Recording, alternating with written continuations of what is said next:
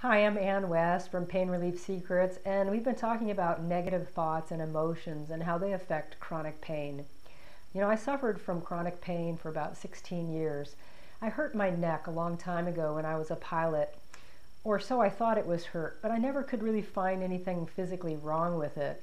I think this is the case of a lot of people with chronic pain. We want the doctors to find something wrong, and we go to all kinds of specialists and have all kinds of diagnostic techniques, and a lot of times they just don't find anything physically wrong. If you do have something physically wrong, it doesn't mean you should be in chronic pain either. So keep that in mind and read some of the more of my articles on my site. I'll teach you a lot of things about becoming really healthy, and that's what's going to get you out of pain in the long run, regardless of whether you have a physical abnormality or some kind of damage or disease that you think is causing the pain. So on to the topic at hand, which is meditation. I've tried to meditate on and off for years, and there's lots of different types of meditation techniques that I've tried. And the goal of meditation is always to get this quiet mind to stop talking. But the long-term goal of it is for us to learn how to not only have a quiet mind most of the time, but to learn to focus. And the meditation that I've been using lately that I've found the most helpful is called Passages Meditation. And you can get this great book called Passages Meditation. The author's last name is Easwaran, Eknath Aswarian. I talked about him in the Mantram video. And I love this guy. He's no longer with us. He passed away in 1999, but he was a college professor. He taught meditation. And the meditation that he recommends to people, mainly so we can learn to focus the mind, because the mind is unfocused. If you think about it, once you start being aware of your random thoughts, you can definitely say your mind is unfocused. We can focus it pretty good when we're doing a particular task, but even a task that becomes kind of repetitive and boring will lead to this wandering mind. So in Passages Meditation, Eknath teaches us how to focus on a spiritual passage as the way to keep our mind focused while we're meditating. In his book, he's got a number of different passages that you can use, and he recommends you use one with of a nature that is going to bring the concepts of love, of forgiveness, of peace within you.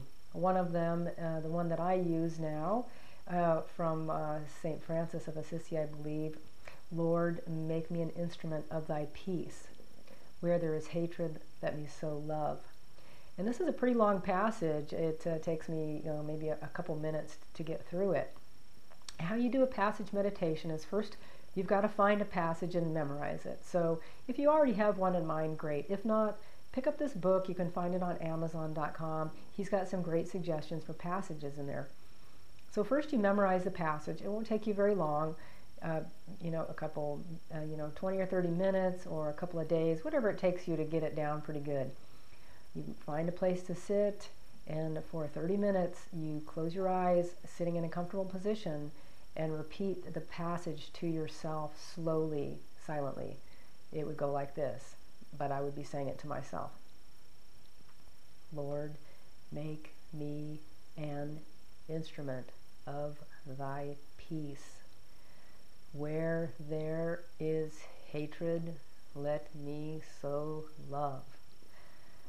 You try to do it slowly so that it forces you to focus on the words. When I find my mind starts to wander, which it will, and sometimes you'll completely lose your place because before you know it, you're off thinking about baking cookies or cleaning the car. If you completely lose your place, go back to the beginning and start over. Don't chastise yourself. This is part of the process, okay? So when you lose your place, go back and start over. If you just get distracted for a moment but you remember where you were, go ahead and continue from where you are.